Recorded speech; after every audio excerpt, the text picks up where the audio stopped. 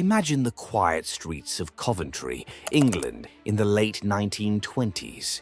The world was changing. Machines were replacing horses. Speed was becoming a new obsession, and style was no longer reserved for the wealthy elite.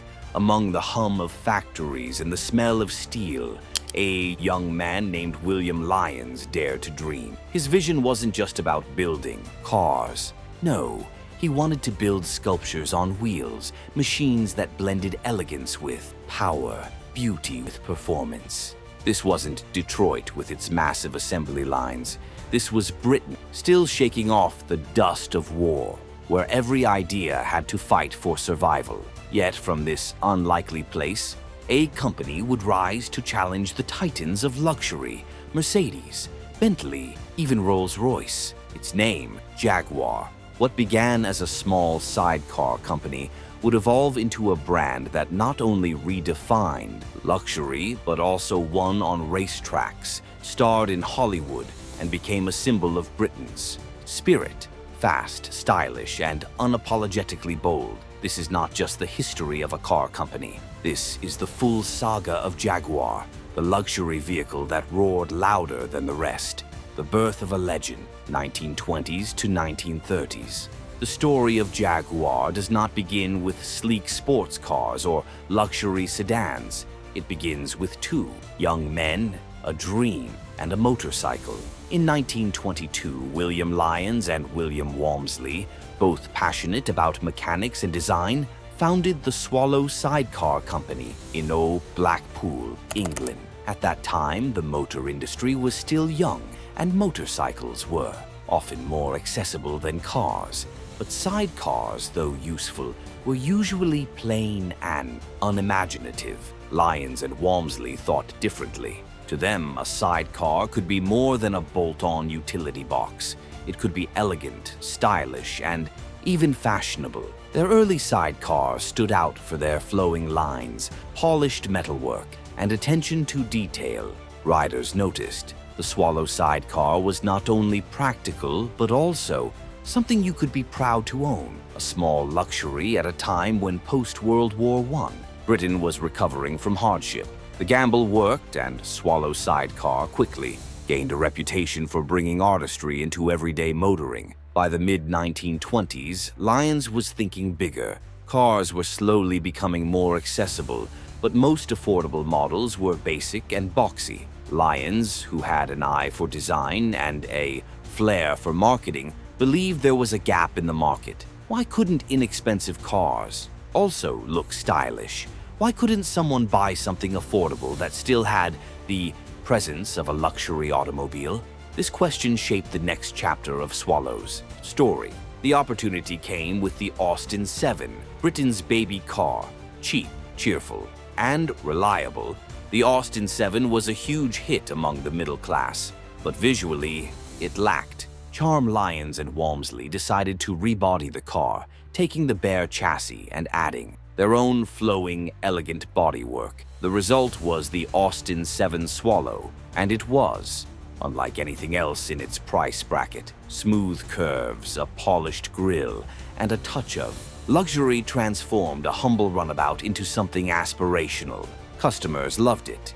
Here was proof that style didn't have to be reserved for the wealthy. The Austin 7 Swallow gave ordinary people a taste of glamour. It also gave Swallow Sidecar a new direction. They were no longer just a sidecar maker, but a budding coach builder. Soon, they were producing bodywork for other cars as well, Morris, Standard, and Fiat among them. By the late 1920s, the Swallow name had become synonymous with flair and affordability, carving out a unique niche in a crowded market. William Lyons was just getting started. In 1933, he renamed the company SS Cars Ltd, reflecting a shift in ambition. No longer content to simply build bodies for other people's machines, Lyons wanted to produce entire cars of his own. This was a bold move, especially in Britain's competitive car industry, but Lyons had both vision and timing on his side. By this time, the public was ready for something new, cars that offered more than just transportation, cars that could stir emotion. That moment came in 1935 when SS Cars unveiled something extraordinary, the SS Jaguar 2.5-liter saloon. It was the first time the name Jaguar appeared on a car, and it marked the birth of a legend. The choice of the word Jaguar was deliberate. Lyons wanted a name that conveyed grace, strength, and speed, all qualities he hoped people would associate with his cars. The animal was exotic, sleek, and powerful. It embodied exactly what Lyons wanted his brand to stand for. The SS Jaguar was a revelation. In an era when many cars still looked like rolling boxes, Lyons presented something different. The car was long, low, and graceful, with sweeping lines that gave it a distinctive feline stance. It looked like it was ready to leap, even when standing still. Underneath, it was reliable and well-built, but it was the design that set it apart. For the first time, a moderately priced British car could stand alongside luxury models and not look out of place. Lyons himself captured the essence of his vision in 3 words: grace, space, and pace. He wanted his cars to be elegant, comfortable, and fast, an irresistible combination that became Jaguar's guiding philosophy for decades to come. The SS Jaguar wasn't just another vehicle. It was a statement of intent. It told the world that William Lyons and his company were ready to challenge convention, ready to redefine what a British car could be. But history soon cast a shadow. By the late 1930s, storm clouds were gathering over Europe. With the outbreak of World War II, the initials SS became permanently tarnished, forever linked to Hitler's notorious Schutzstaffel. Lyons knew that no matter how successful his cars were, the name SS Cars could not survive in the post-war world. It carried connotations that were impossible to ignore. The war years forced production to halt as factories were redirected to military needs. But Lyons used the time to plan. He understood that survival depended not only on restarting production after the war, but also on rebranding the company with a name that carried strength, prestige, and independence. When peace finally came in 1945, he made the bold decision. SS Cars Ltd became Jaguar Cars Ltd. The choice was inspired. Jaguar was already associated with speed and elegance thanks to the pre-war saloon, but now it would stand alone, free from negative associations. In a world eager to rebuild and look forward, Jaguar was the perfect name. It evoked exoticism, confidence, and aspiration, exactly what people needed after years of hardship. Looking back, it is remarkable how much of Jaguar's identity was forged in those early decades. From sidecars to saloons, the guiding thread was always Lyons' belief that utility and beauty could coexist, that even everyday vehicles could inspire pride and passion. He was not an engineer in the traditional sense, but he had a designer's eye and a businessman's instincts. Lyons understood something few others did. Cars are more than machines. They are experiences, statements of taste, and objects of desire. By the end of the 1930s, Jaguar was still a small company compared to giants like Ford or General Motors. But it had something they didn't, a soul. The brand had already shown flashes of brilliance, and its founder had proven himself willing to take risks. The SS Jaguar of 1935 was not just a car. It was the first roar of a company destined to become one of the most celebrated names in automotive history. And so, out of 2 young men's passion for motorcycles, a legend was born. The 1920s and 1930s were years of experimentation, growth, and reinvention, but they laid the foundation for everything Jaguar would become. From the elegance of the Austin 7 Swallow to the boldness of the SS Jaguar, William Lyons had charted a path that few could have imagined in 1922. By the time the war ended and the company emerged as Jaguar Cars Ltd, the stage was set. The feline brand was ready to pounce onto the world stage, post-war reinvention, 1945 to 1960s. The war was over, but Britain was scarred. Bombed cities, food rations, industries in ruins. Yet, out of this rubble, Jaguar found its true voice. William Lyons understood something profound. People didn't just need cars after the war. They needed hope. They needed something to remind them that beauty and speed still mattered in a world that had seen so much destruction. And in 1948, Jaguar gave them exactly that: the XK120. When it debuted at the London Motor Show, the XK120 stunned the world. Long, curvy, and impossibly elegant, it looked more like a sculpture than a car. But it wasn't just about looks. Powered by a revolutionary 3.4-liter inline-six engine, the XK120 lived up to its name. It could reach 120 miles per hour, making it the fastest production car in the world at the time. In an era when most family cars struggled to hit 70, the XK120 was a rocket ship. People were in disbelief. Here was a British car that could challenge the finest from Italy and Germany, yet cost a fraction of the price of a Ferrari or Mercedes. Jaguar had just sent a message.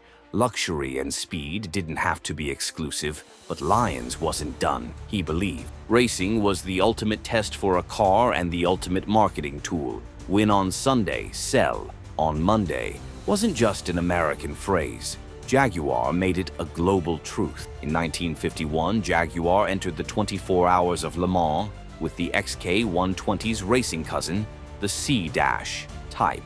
Against odds, they won. And then they did it again in 1953, and again with the legendary D-Type in 1955, 1956, and 1957. Those sleek Jaguars with their aerodynamic curves and thunderous engines dominated the world's toughest endurance race.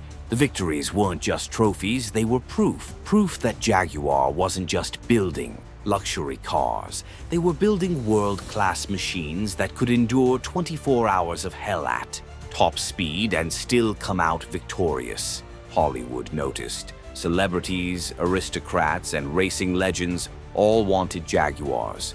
Clark Gable drove one. Humphrey Bogart admired them. Even royalty began favoring Jaguars as a statement of modern British luxury. By the end of the 1950s, Jaguar had transformed from a small Coventry carmaker into a global icon. Its blend of racing pedigree and glamorous design made it stand apart from Rolls-Royce's stately dignity or Bentley's brute force.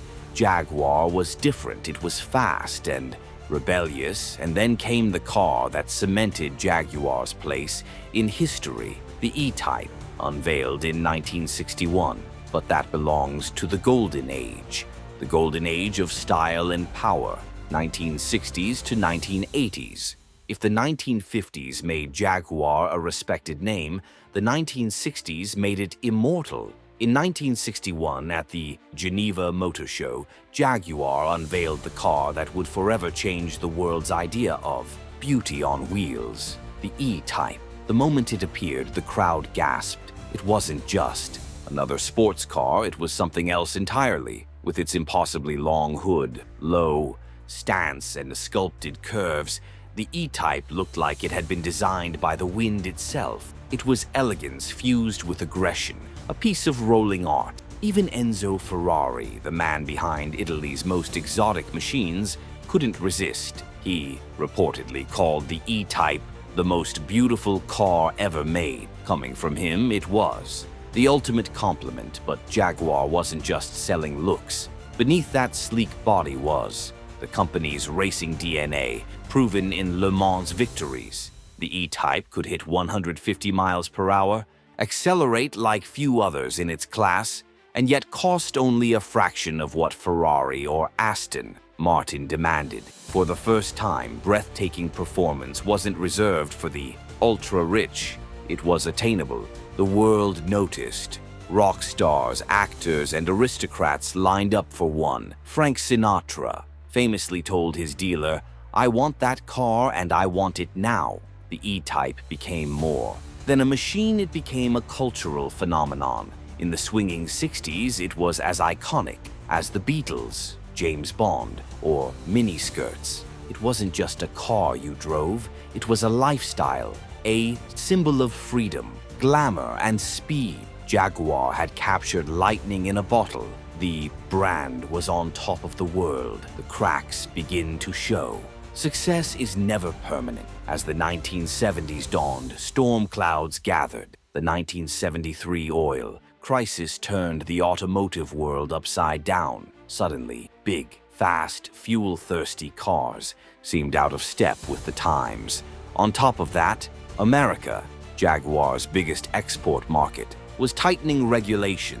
New rules demanded cleaner emissions, safer bumpers, and stricter crash standards. Jaguar, like many European manufacturers, struggled to adapt. And then came the problems at home. Britain's car industry in the 1970s was in chaos, crippled by labor strikes, poor management, and a lack of investment. Jaguar had been absorbed into the massive but troubled British Leyland Group, where bureaucratic mismanagement stifled innovation. Jaguar's cars, while still elegant, began to earn a different kind of reputation. The XJ6 sedan, launched in 1968, was praised for its comfort and smooth ride. It was perhaps one of the finest luxury saloons of its day. But as the 1970s wore on, stories of electrical gremlins, mechanical unreliability, and inconsistent quality control began to haunt Jaguar. The brand that once symbolized perfection was now whispered about for its flaws. A fighter's spirit. The 1970s were not kind to most car manufacturers, and Jaguar was no exception.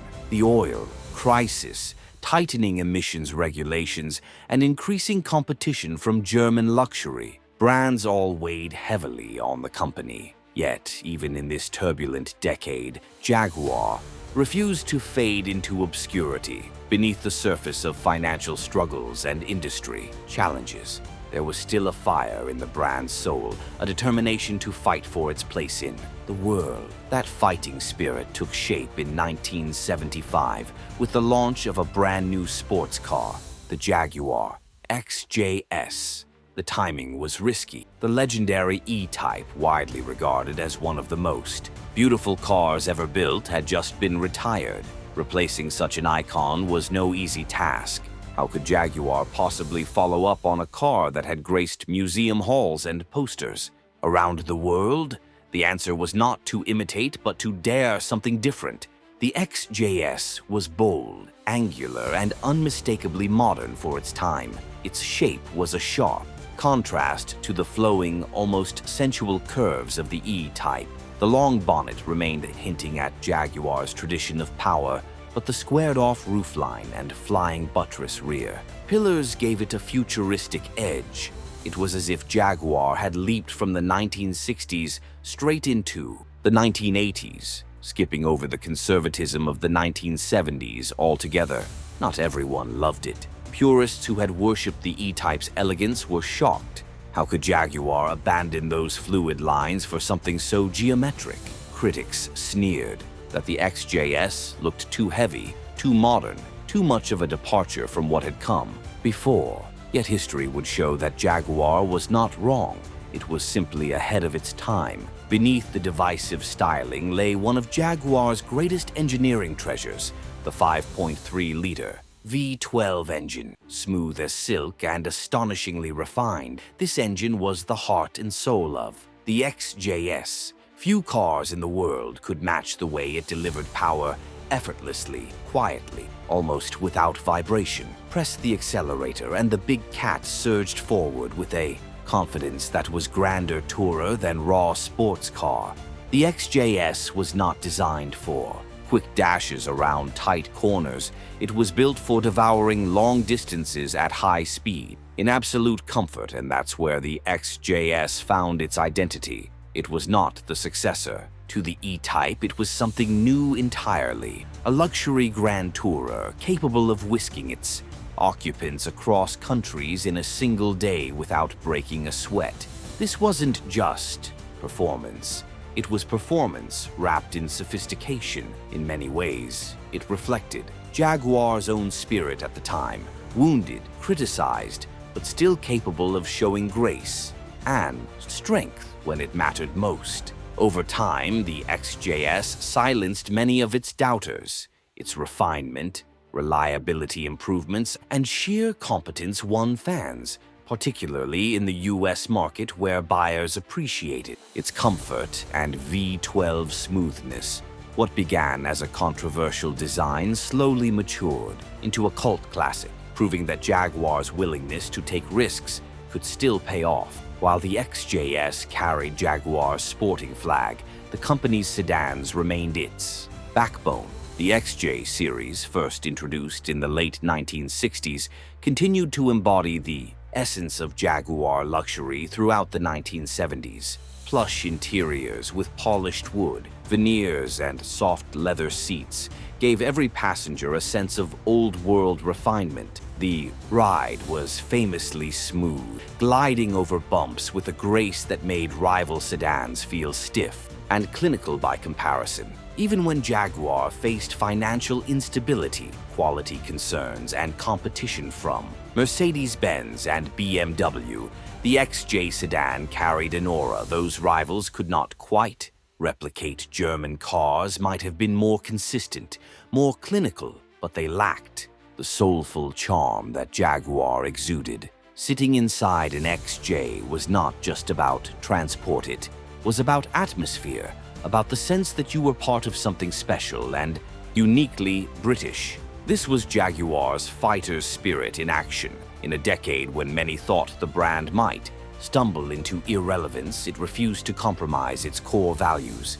The car still carried class, still carried daring, and still spoke to customers who wanted something more than just another luxury vehicle. Jaguar may have been battered by external challenges, but it never lost the essence of what made it distinct. By the end of the 1970s, Jaguar had survived one of the toughest periods in its history. The XJS, once scorned, had earned respect as a true grand tourer.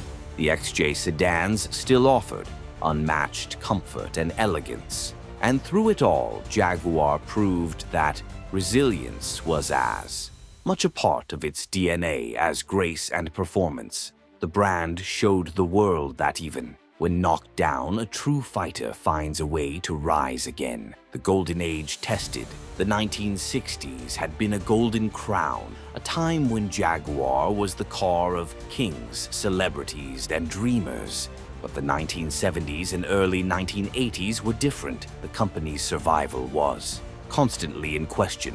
The brilliance of its designs was still there, but it was hidden beneath the weight of global crises and internal struggles. Still, one thing was clear. Jaguar was a survivor. It had too much history, too much character to simply disappear. Through the glamour of the 60s and the chaos of the 70s, Jaguar's legend endured. The golden age had given Jaguar icons like the E-Type, cultural moments that would never be forgotten. But the challenges of the 1970s set the stage for the next chapter, the fight for survival in the 1980s, and eventually the rebirths that would come. Jaguar had shown the world beauty, power, and passion. Now it would be tested like never before. Survival, takeovers, and global expansion, 1980s to 2000s. By the early 1980s, Jaguar was at a crossroads.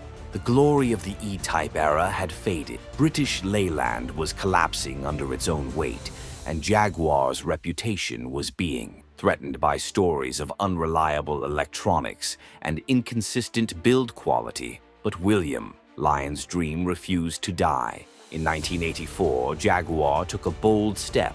It separated from British Leyland and became an independent company once again. Investors were skeptical. Could Jaguar survive in a world dominated by the likes of Mercedes-Benz, BMW, and Lexus, brands known for precision, reliability, and ruthless efficiency? Jaguar needed a savior. That savior came in 1989 when Ford Motor Company acquired Jaguar.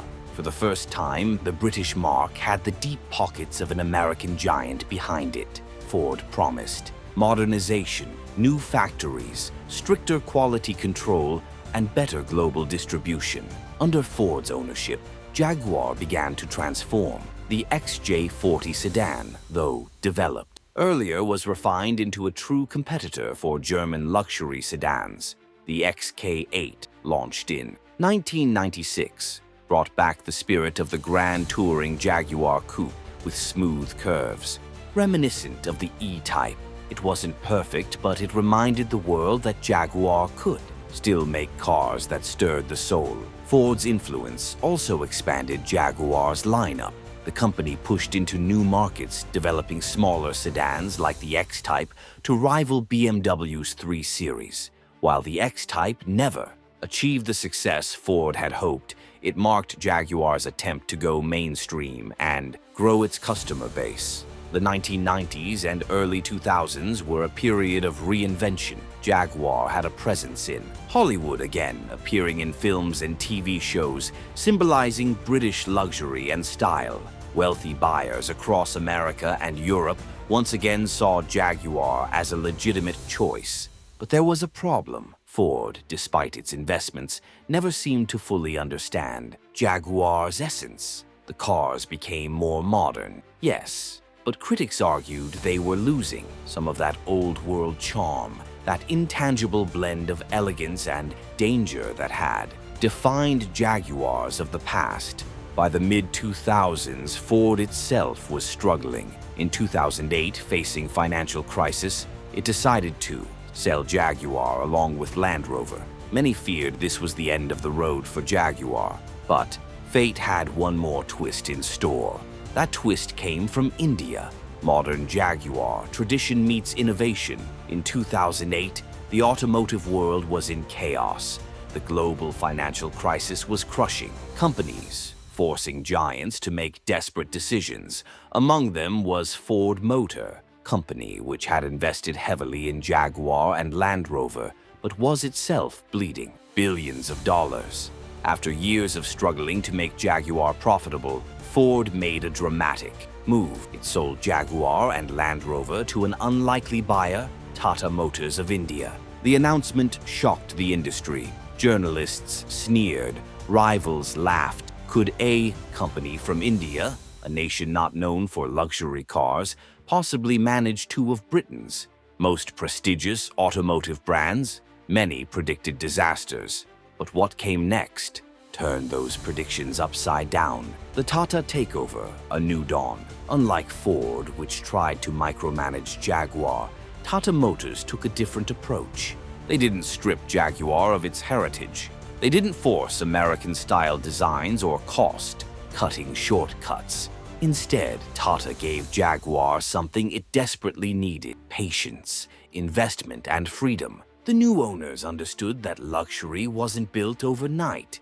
They pumped in capital, modernized factories, and let Jaguar's British engineers and designers rediscover their voice. It was a rare move in an industry obsessed with quarterly profits, and it paid off. The return of passion, the F-Type. For years, enthusiasts had begged Jaguar to create a true successor to the legendary E-Type, the car Enzo Ferrari once called the most beautiful ever made. Under Ford, this dream had stalled, but with Tata's support, Jaguar finally brought it to life. In 2012, Jaguar unveiled the F-Type. The world stopped to take notice. The F-Type wasn't just a car, it was a statement. Its low-slung stance, muscular curves, and growling exhaust brought back everything Jaguar had once stood for: beauty, danger, excitement. Reviewers described it as a car that makes your heart race before you even touch the accelerator. With supercharged V6 and V8 engines, blistering performance, and an interior blending luxury with modern tech, the F-Type was the perfect reminder that Jaguar could still go toe-to-toe with Porsche and Aston Martin. For many, it was proof that Jaguar was back, leaping into the future, the I-Pace. But Jaguar didn't stop at nostalgia. While other luxury brands hesitated, Jaguar took a bold leap forward. In 2016, the company unveiled the Jaguar I-Pace, one of the world's first fully electric luxury SUVs. This was no compliance car or half-hearted hybrid. The I-Pace was a full EV from the ground up, sleek, futuristic, and packed with technology, with dual electric motors, producing nearly 400 horsepower, a 0 to 60 miles per hour time under 5 seconds, and a range of over 200 miles. It proved electric cars could be both thrilling and luxurious. Critics were stunned. Here was Jaguar, a company rooted in tradition, beating BMW, Mercedes, and Audi to the electric punch. The I-Pace went on to win the 2019 World Car of the Year, World Car Design of the Year, and World Green Car of the Year awards, a clean sweep no other car had ever achieved. Jaguar had reinvented itself yet again, broadening the lineup, SUVs and sedans. Jaguar also understood the changing market. While classic sedans had been Jaguar's backbone for decades, the world was shifting toward SUVs. To survive, Jaguar had to adapt. Enter the F-Pace in 2016, Jaguar's first ever SUV. Some purists scoffed, but the gamble worked. The F-Pace quickly became Jaguar's best-selling model, combining SUV practicality with Jaguar's trademark handling and style. Alongside it, the XE and XF sedans carried the flag for traditional luxury, while the larger XJ remained Jaguar's flagship, known for its limousine comfort and elegant design. For the first time in decades, Jaguar had a diverse lineup that could compete across multiple segments. The DNA remains: grace, space, pace. Through all these changes, one thing remained constant: Jaguar's philosophy of grace, space, and pace. Grace. Even in an SUV-heavy world, Jaguar's cars retained their sculpted beauty, whether it was the sharp lines of the XE or the flowing curves of the F-Type. Jaguars looked like nothing else on the road. Space. Jaguars were designed not just for performance, but for comfort. Interiors blended traditional craftsmanship, leather, wood, and metal with cutting-edge technology like digital displays and driver assistance. Pace. Whether powered by gasoline or electricity, Jaguars were always fast, always engaging, always a little wild compared to their German rivals. That balance of elegance and danger, that sense of a car that's both luxurious and thrilling, remained Jaguar's secret weapon, the boldest transformation yet. Now, Jaguar faces its biggest challenge since the post-war years. The world is going electric, and Jaguar has announced a daring plan. By 2025, it will become an all-electric luxury brand. This means no more gasoline engines, no more growling V8s, no more classic Jaguar roar. Instead, the future will be silent, sleek, and electric. For some fans, this feels like betrayal, a loss of the visceral sound and fury that defined Jaguar's past. But for others, it's exactly what Jaguar has always done: adapt, innovate, and dare to be different. The coming years will determine if Jaguar can once again reinvent itself, this time as a leader in electric luxury. The legend lives on. From a small workshop in Coventry making sidecars, to Le Mans victories, to near bankruptcy, to electric trailblazer, Jaguar's story has been one of constant reinvention. Few brands have faced so many setbacks, and fewer still have come back from them with such style. Jaguar has stumbled, yes. It has been underestimated, mocked, and even written off. But every time it has roared back louder, faster, stronger. Because at its heart, Jaguar isn't just about transportation. It's about emotion. It's about the way your pulse quickens when you hear the engine start, or in the future, when you feel the instant surge of electric torque. It's about sitting behind the wheel of something that feels alive, something that makes every drive an experience. Jaguar isn't just a luxury car. It's a legend, and its story is far from over. If you enjoyed this incredible story, don't forget to hit the like button, share it with your friends, and subscribe to the channel for more epic automotive adventures. Your support keeps these stories alive.